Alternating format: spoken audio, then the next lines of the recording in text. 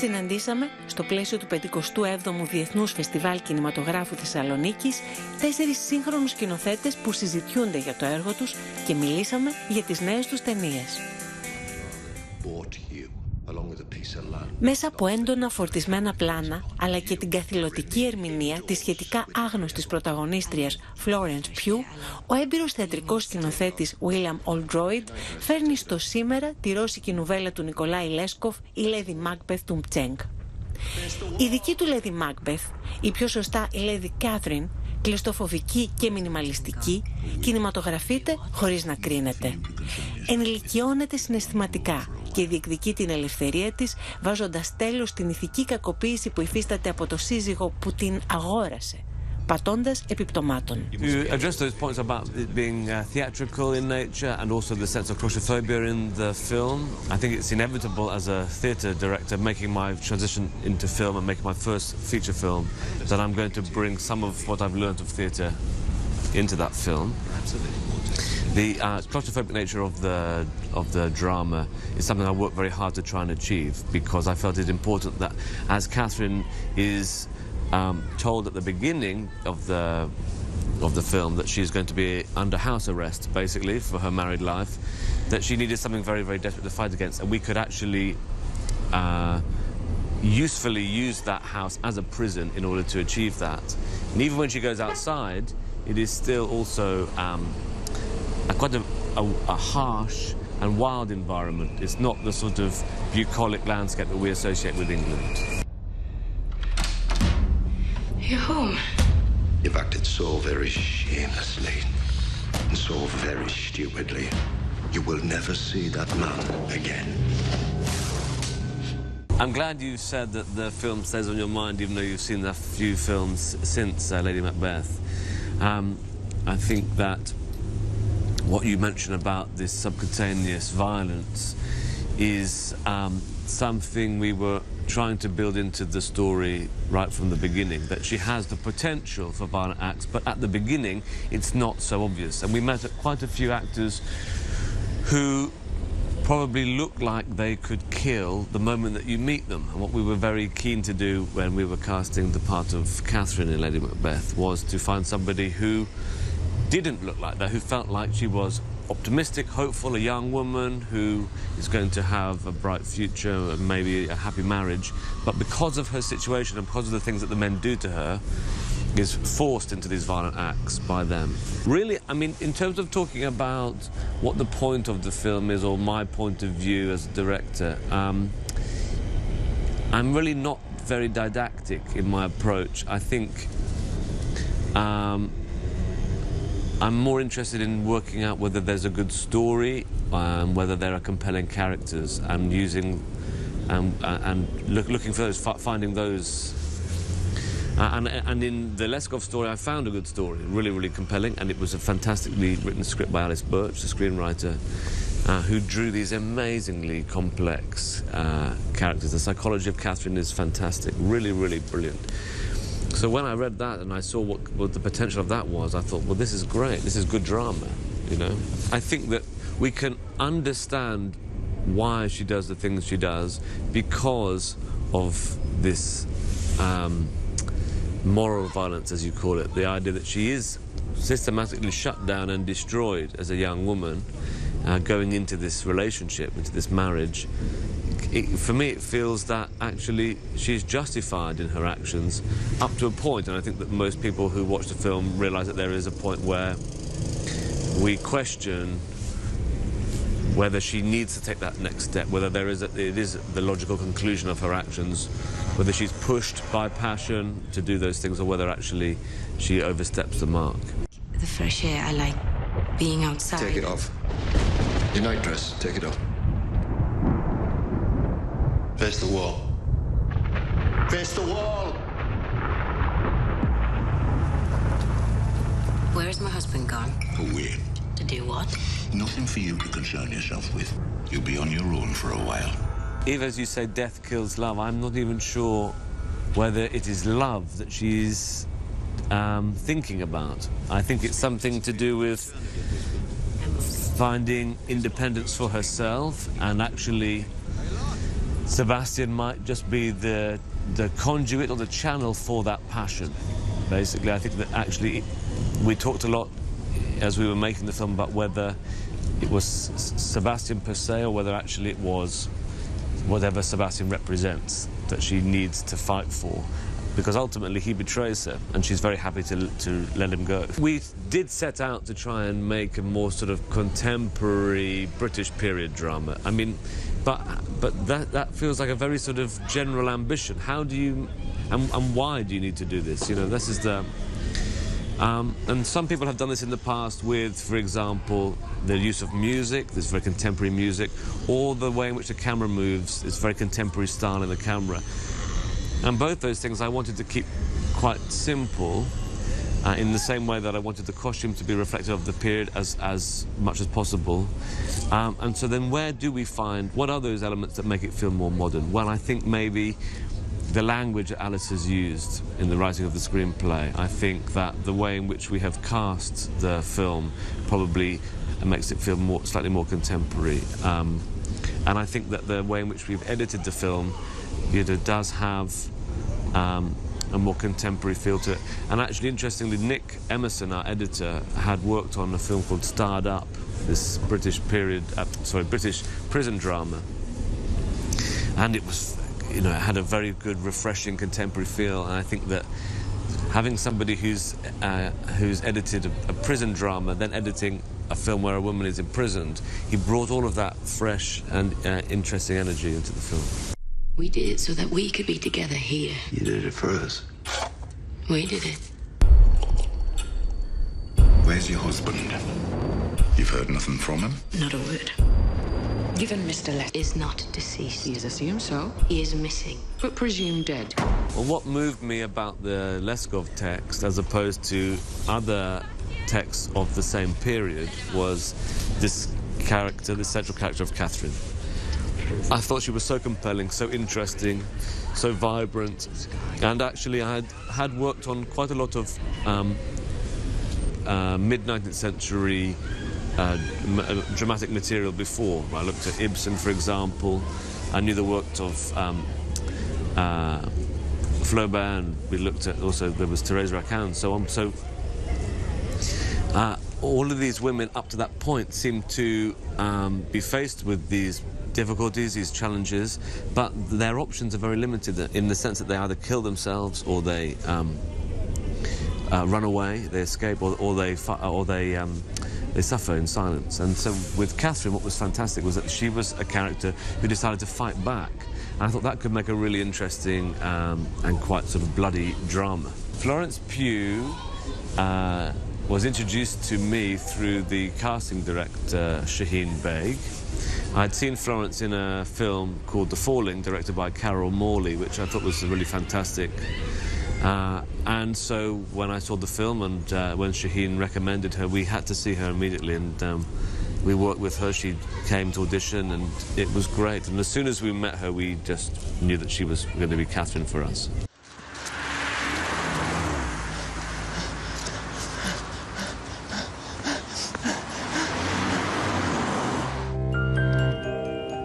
Δύο ορφανά αδέρφια, ο Αλή και η Ζουχάλ, μοιράζονται έναν ισχυρό δεσμό πέρα από εξωτερικές ομοιότητες και λέξεις.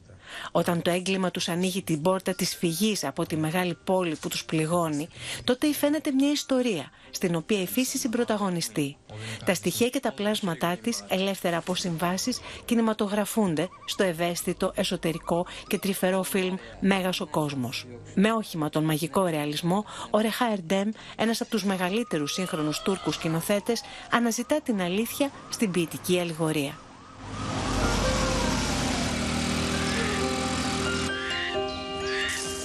Bizi bulurlar mı? O zaman İstanbul bu tarafta.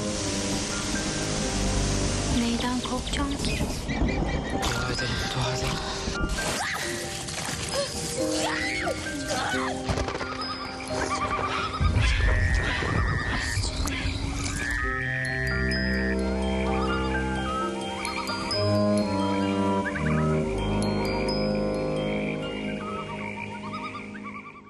En fait, le danger, il y a le vrai danger, le serpent, il y a quelqu'un qui les regarde, on sent pas, c'est pas, il y a toujours une inquiétude pour les spectateurs, mais en fait, le vrai danger, en fait, pour moi, c'est leur existence, c'est pas quelque chose de l'extérieur, vous savez, pour moi, ce film est un peu, ils n'ont pas des racines. Ils n'ont pas les deux, ce qui nous manque beaucoup dans le monde, en Turquie, partout, on a perdu nos racines. Donc quand je dis les racines, je veux dire un peu aussi culturellement, dans tous les sens. On a tout ce qu'on vit dans ce monde. Maintenant, c'est un peu ça. On a perdu. Il n'y a pas de racines. On n'a pas de. Comme on n'a pas de passé. En fait, on en a, mais on n'a pas de passé. On fait semblant d'être religieux, on fait semblant d'être chaud, mais on est tellement vraiment comme ces petits-là. Je sais pas, je vois comme ça un peu. C'est un peu gris, mais bon. C'est pas hostilité, mais c'est c'est notre pauvreté, si vous voulez. C'est la pauvreté de. Quand on a des racines, on se sent. Je veux dire, quand on a une racine, on peut, par exemple, pour ce monde-là, on ne peut pas être nationaliste, on ne peut pas être nationaliste, rationaliste, parce que tous les gens qui n'ont pas de racines, ils ont peur. Donc la peur nous provoque de faire des bêtises, de faire mal aux autres, intolérance, et tout ça, quoi. En fait, je ne justifie pas, mais déjà, ils ne sont pas innocents. Personne n'est innocent. On n'est pas innocent, on parle de la perte de l'innocence. On est de toute façon, moi je vois qu'on est complètement perdu, on est déjà perdu, on n'est pas innocent. Donc depuis le début du film, oui, ils sont naïfs, mais ils ne sont pas innocents. L'innocence, c'est tellement artificiel dans ce monde que c'est pas une justification bien sûr de la violence, mais de toute façon après un moment on oublie et on est avec ce gars-là. Je crois que le frère, en fait on ne sait pas non plus s'ils sont frères et sœurs non plus. On nous dit mais peut-être ils sont pas sœurs et frères non plus.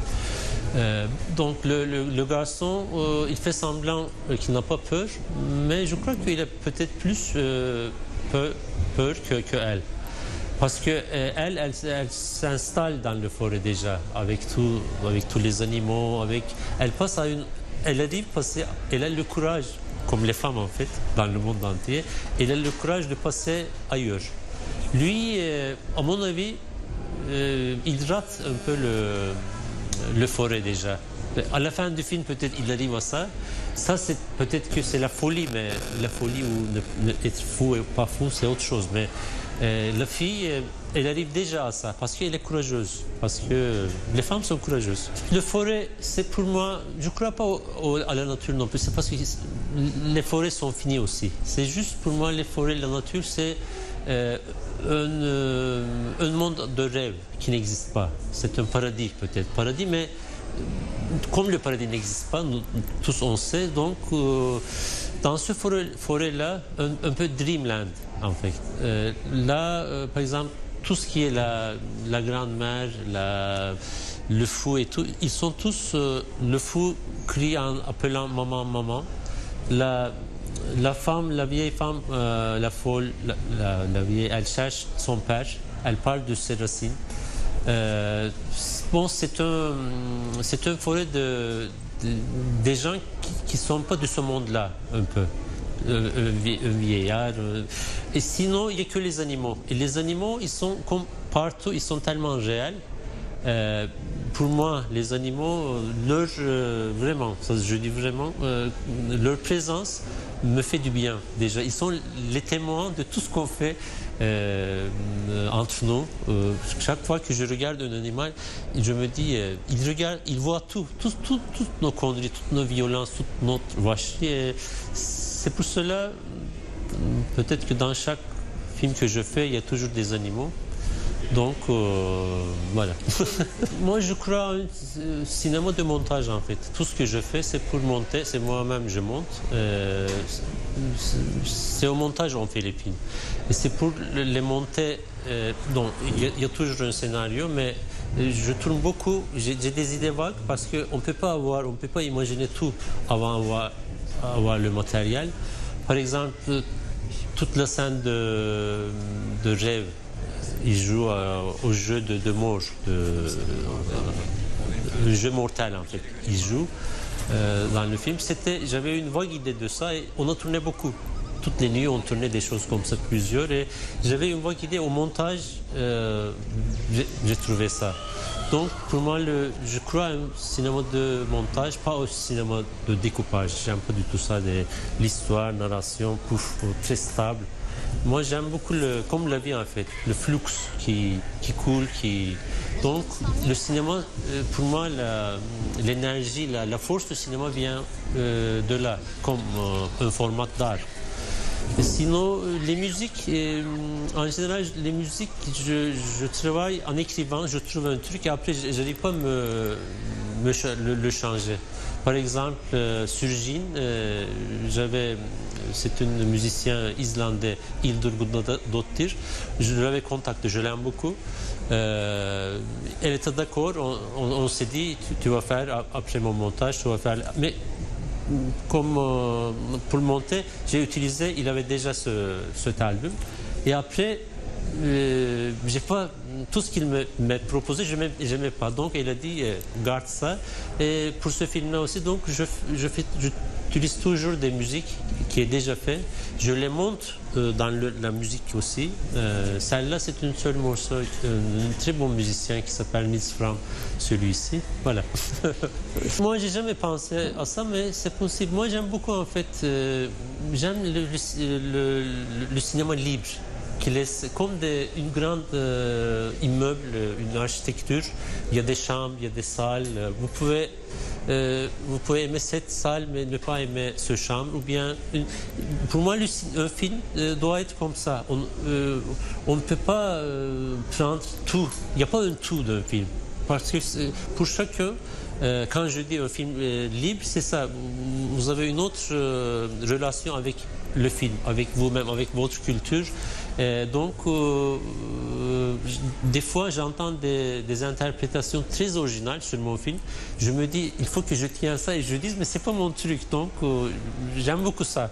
C'est un film ouvert, libre, qui ne tient pas les gens par le cou et qui les traîne comme ça dans les petites noirtés. Mais voilà, c'est ça que je souhaite. Je regarde beaucoup de films, moi. J'adore le cinéma. Le cinéma a un très grand passé. Tous les films américains jusqu'à les années fin 50, par exemple, j'adore. Mais si vous voulez, pour les contemporains, j'aime beaucoup Simon Liang, le Taïwanais. Apichatpong, Versatpul. Lui aussi, il est thaïlandais. Mais les Américains, Todd Haynes, j'adore. Il y a beaucoup de Bellatar, j'aime beaucoup. Mais ce que j'aime, ils sont tous... c'est leur truc, c'est leur originalité. Ils sont très originaux. C'est ça qui est important. Et ça encourage les choses originales dans le monde. Et voilà. Moi, j'ai aucun message parce que j'aime pas les messages. J'aime pas parce que le monde est tellement grand, il y a tellement de choses il n'y a pas une seule réponse. Donc, les messages, non, il n'y a pas de message, mais il y a des questions, il y a beaucoup de questions. Et les questions qui m'attirent. Et dans ce film, je crois qu'il y a beaucoup de questions. Pour moi aussi, il y en a beaucoup. Par exemple, la question peut être... est-ce qu'on va encore survivre dans ce putain de monde? Je peux dire. Comme à la fin du film, il est devant l'hôpital, à quatre pattes.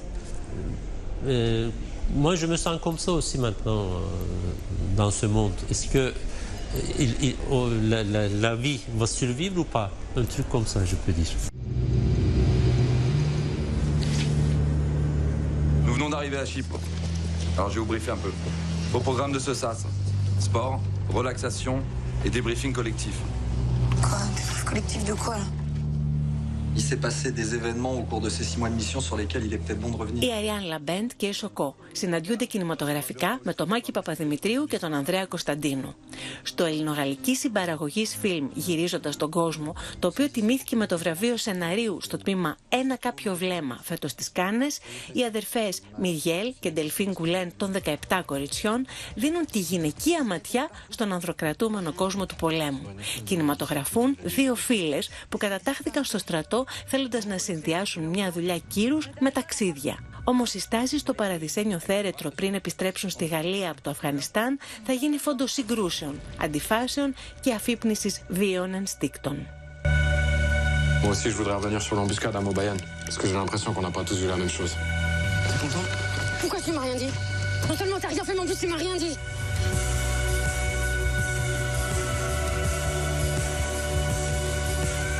On a vu la guerre, on n'est pas comme tout le monde. Vacances. D'abord, c'est le titre du roman de ma sœur.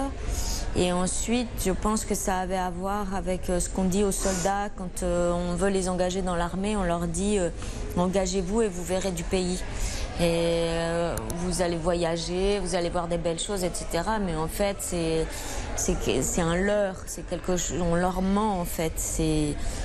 Ils vont pas voir de pays.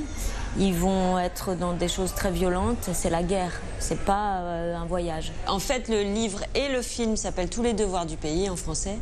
Et je tenais à ce titre, d'une part, très concrètement, parce que c'est souvent ce qu'on dit aux militaires pour les convaincre. On leur dit, vous allez voir du pays, et c'est pour les inciter à s'engager.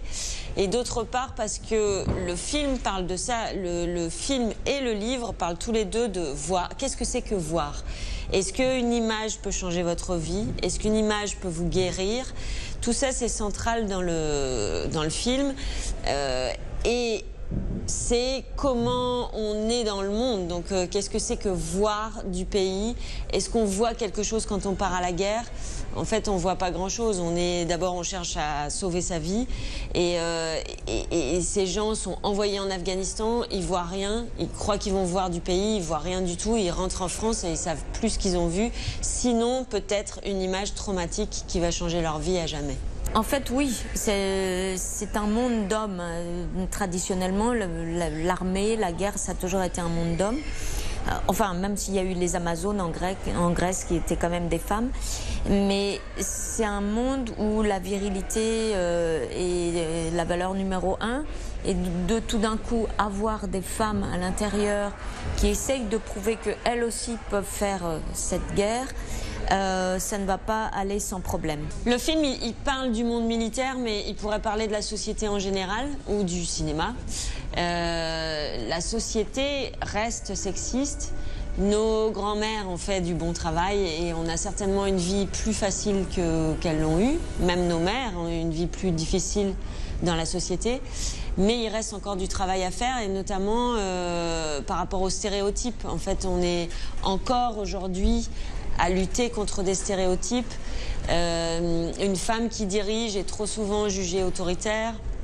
Un homme qui s'occupe de ses enfants, on l'applaudit, alors que ce sont ses enfants aussi. Et je pense que ça, c'est encore du travail qu'on a à faire. Et dans le monde du cinéma, par exemple, c'est un monde assez machiste, où certains hommes ne veulent pas être dirigés par des femmes. Les 2 femmes en particulier, qui sont donc nos 2 personnages principaux, interprétés par Ariane Labed et Soko, toutes les 2... Elles arrivent, elles sont habillées comme tous leurs collègues, en treillis, militaires. Et puis, petit à petit, elles vont mettre d'abord le survêtement réglementaire. Et puis, elles vont s'acheter des robes. Et elles vont aller dans la mer. Donc, c'est comme si elles s'enlevaient comme ça tous les attributs de la guerre et qu'elles se retrouvaient elles-mêmes. Le film n'est pas sur la guerre, il est sur l'après-guerre. Et il est sur comment vivre après la guerre. Donc il n'y a pas du tout d'image violente, par exemple. On est dans l'après. Qu'est-ce qui se passe quand on revient de la guerre et qu'on cherche à se retrouver soi-même, y compris son corps, ses sensations, y compris aller se baigner dans la Méditerranée, y compris redevenir une femme après avoir été une militaire. Donc c'est vrai que il n'y a pas vraiment de scène de guerre comme dans un film de guerre, il n'y a pas de violence, il n'y a pas de sang, mais en même temps, on voit ces gens qui rentrent d'un conflit et qui vont recommencer à apprendre à vivre. Qu'est-ce que c'est que vivre dans la paix ?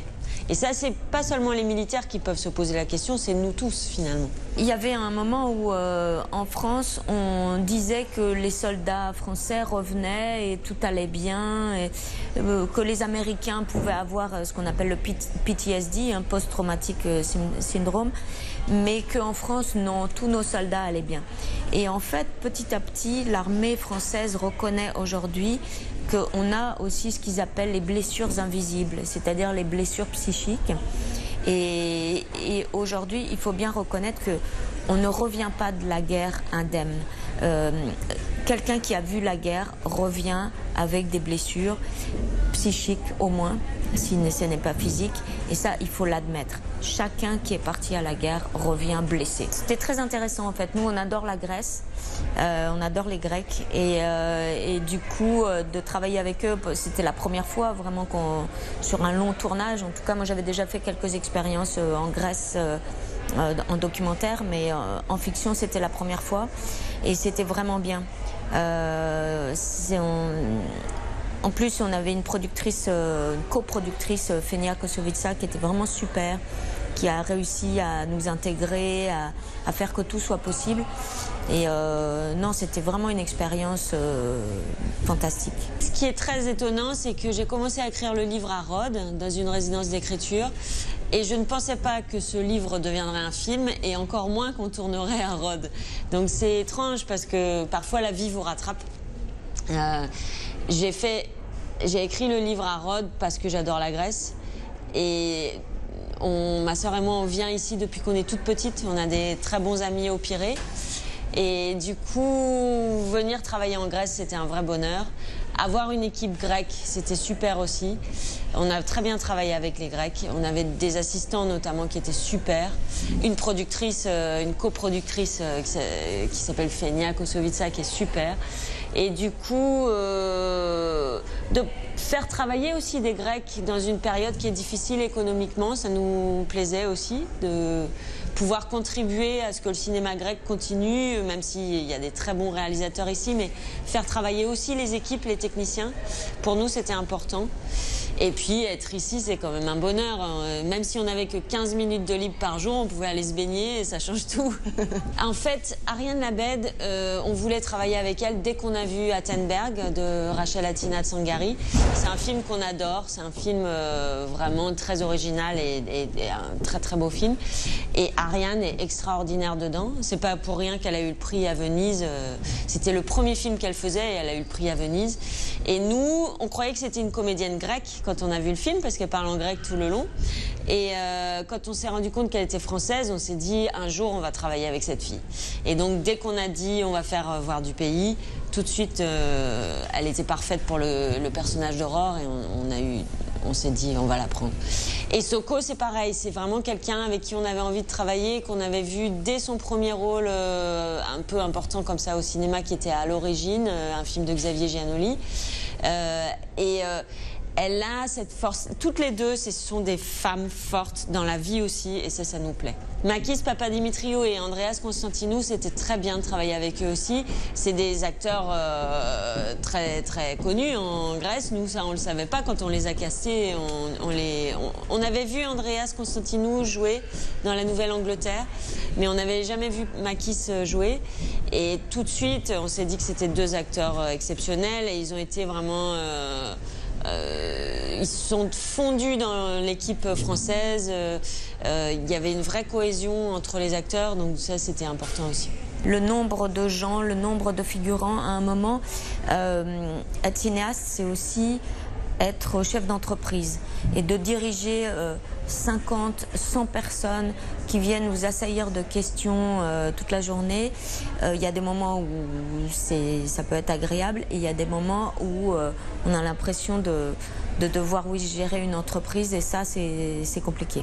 Et a fortiori en grec parfois d'avoir 100 figurants qui parlent grec et ne pas pouvoir leur parler directement et les diriger, ça peut être compliqué. Assez rarement, mais ça nous arrive d'avoir des conflits, oui ça peut, mais quand on a des conflits on les a en amont.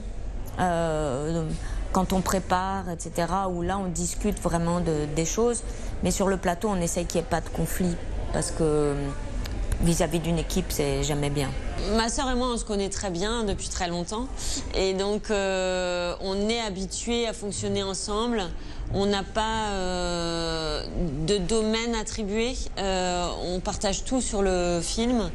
C'est-à-dire qu'on écrit ensemble, sur le plateau, on dirige les actrices ensemble, on parle aux techniciens ensemble. Enfin, pas vraiment ensemble d'ailleurs, mais on le fait à 50-50, 50%, 50%. C'est-à-dire que si moi j'ai quelque chose à dire à une actrice, je vais lui dire, et Muriel ne s'inquiète pas en se disant, oh mon Dieu, qu'est-ce qu'elle est en train de dire. Le seul risque, c'est finalement de se répéter. Soko, par exemple, peut nous dire, ah ben non, mais je sais, Delphine m'a déjà dit, ou Muriel m'a déjà dit. C'est le seul risque, donc ça va. Il n'y a pas vraiment de... Je dirais pas qu'il y a une plus forte que l'autre. On essaye de convaincre l'autre. C'est-à-dire, c'est pas une question de domination, c'est une question de conviction mutuelle. Si on n'est pas d'accord, alors on discute jusqu'à ce qu'on trouve la meilleure solution pour le film. Ce qui compte, c'est le film. This is my daughter.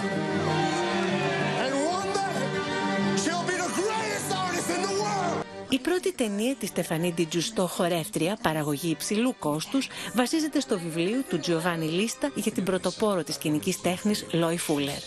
Το φιλμ με εξαιρετική πρωταγωνίστρια, την τραγουδίστρια και ηθοποιό Σοκό, επικεντρώνεται όχι τόσο στην ανάδειξη ενός ανήσυχου πρωτοποριακού πνεύματος που κέρδισε την εκτίμηση Ευρωπαίων διανοητών και καλλιτεχνών όπως ο Τουλούς Λοτρέκ, αλλά στα σοβαρά μυοσκελετικά προβλήματα και τον κίνδυνο τύφλωσης από τους προβολείς που καταρακώνουν τη Φούλερ, όπως και η γνωριμία της με την Ισιδώρα Ντάνκαν. Όλα αυτά λίγο πριν κατοχυρωθεί επίσημα από το κράτος η χορευτική της πατέντα.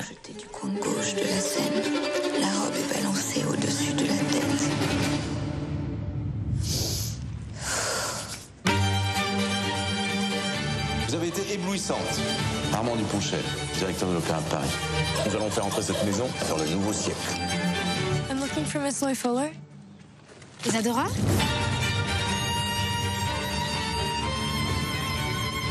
Elle a la grâce, hein. Surtout, elle sait y faire, cette petite. C'est juste un théâtre. On va pas se laisser impressionner.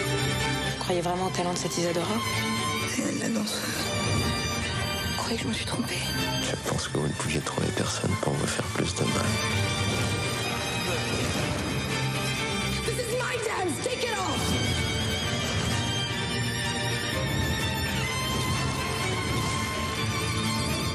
En fait, moi, surtout chez ce personnage, ce qui m'a touchée, c'est qu'elle avait rien pour réussir dans le milieu de la danse.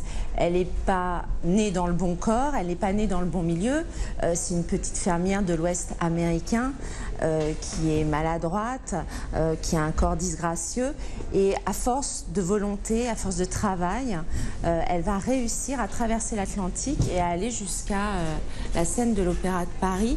Et surtout, ce qui est très beau, c'est qu'elle va réussir, grâce à des inventions, grâce à un espèce de talent inné, à réinventer son corps sur scène en dansant et en se cachant derrière des voiles. Ce qui m'a touchée finalement, c'est qu'elle devienne célèbre en se cachant derrière des voiles et en inventant un système scénique révolutionnaire grâce à un jeu de lumière vraiment extraordinaire.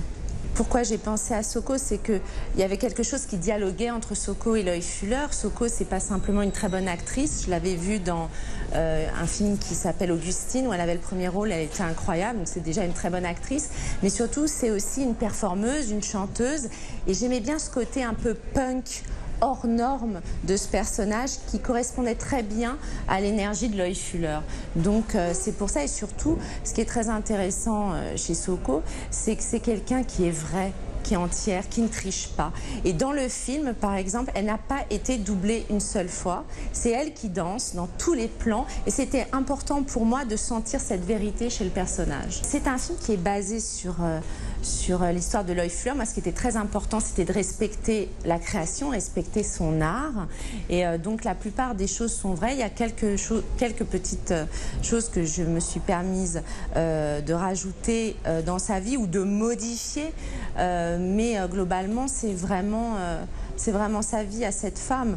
Donc les quelques différences, c'est en fait, Loie Fuller a été mariée à un banquier américain quand elle était aux États-Unis. Et moi, j'ai justement inventé ce personnage de Louis d'Orsay, qui est ce conte qui appartient, lui, à une autre époque, un aristocrate hétéromane qui souffre d'addiction. Et je raconte aussi leur histoire d'amour impossible. Voilà. Je savais, vu que c'était mon premier film, il fallait donner à voir, donc une écriture très précise où j'ai écrit chaque geste. Et je savais qu'il fallait convaincre, que ce soit les financiers, que ce soit mon producteur, que ce soit les acteurs. Donc j'ai fait un travail particulièrement méticuleux au niveau de l'écriture pour donner à voir tout de suite. Et très important, j'ai un producteur assez courageux qui s'appelle Alain Attal, qui est un des rares producteurs français à prendre des risques et qui a eu cet instinct de partir avec moi dans cette folle aventure et de prendre tous ces risques. Mais oui, ça a pris beaucoup de temps. C'est un film, pour un premier film, c'est un film cher, un film d'époque, avec comme premier rôle une star qui n'est pas populaire, qui n'est même pas une star, qui est une actrice qui avait fait très peu de choses. Donc voilà, il y avait toute la complexité qu'on peut imaginer pour faire un film comme ça. Et l'idée, je pense que surtout, j'ai été aidée par l'énergie de la première fois, où quelque chose vous pousse, peut-être aussi la naïveté et l'inconscience de ce qui m'attendait, qui fait que le film est là et que c'est un miracle. Je pense que, je le dis sincèrement, il y avait toutes les difficultés possibles et inimaginables dans ce film, que ce soit les danses, la mise en scène, mais je crois que finalement, la danse, quelque chose, moi, de filmer la danse, c'est assez naturel pour moi et c'est venu très naturellement avec la musique. C'est des choses que j'avais eu l'habitude de faire avant dans certains vidéoclips que j'avais fait, mais évidemment le plus grand challenge, c'est d'être pour la première fois face à deux acteurs dans une pièce et à essayer justement de donner à ressentir et d'essayer de faire de la mise en scène, parce que dans le film il n'y a quasiment aucun chant contre chant. À chaque fois je me suis fait violence pour donner à ressentir ce que éprouvait l'acteur et comment le faire ressentir à travers la manière de le filmer. Et ça a été la plus grande difficulté. J'ai lu que des bonnes critiques, moi. Je vous promets, je sais pas, je suis pas au courant. En tout cas, j'ai toujours entendu le fait que Soko, elle était elle incarnait le personnage. Donc je suis très étonnée de cette remarque. Alors après, peut-être que c'est un rapport avec la modernité, mais de toute façon, j'ai été très très respectueuse de l'époque, puisqu'il n'y a aucune reconstitution dans le film. C'est vraiment des décors de l'époque. Donc maintenant, elle, si elle a l'impression d'être moderne, tant mieux, puisque je raconte l'histoire d'une avant-gardiste. Donc je pense que Loie Fuller, à l'époque, on a dû ressentir la même chose quand on croisait Loie Fuller, de sentir que ce personnage est tellement avant-gardiste que quelque part, elle fait partie du futur. Donc j'avais envie qu'on ressente ça dans ce film. J'avais envie qu'on ressente que Loie Fuller est tellement avant-gardiste qu'elle a sauté finalement déjà une époque, contrairement à Louis d'Orsay, joué par Gaspard Ulliel, qui lui reste ancré et poussiéreux dans son époque. Mélanie Thierry aussi, je voulais qu'on ressente justement l'énergie incroyable et le côté révolutionnaire de cette femme. Mon message, c'est que j'ai envie qu'on sorte de ce film et qu'on se dise que tout est possible. C'est que ce qui est fou dans le film, c'est que je recrée les États-Unis et l'Ouest américain et en fait, ce sont des paysages du Vercors en France. Donc je pense que ça fait partie du cinéma, de la magie du cinéma, d'essayer de recréer justement avec les moyens qu'on a justement une autre réalité. Donc voilà, donc c'était un pari puisque j'ai eu beaucoup de moyens pour un premier film, mais finalement c'était un film tellement ambitieux. Donc par exemple, le rodéo que vous voyez au début du film, qui a été complètement recréée, on l'a recréée dans une plaine du Vercors et on y croit. Donc c'était ça qui était intéressant aussi. On est parti une semaine en Tchéquie, puisque les Folies Bergères ont été restaurées, ne sont plus du tout un bâtiment d'époque.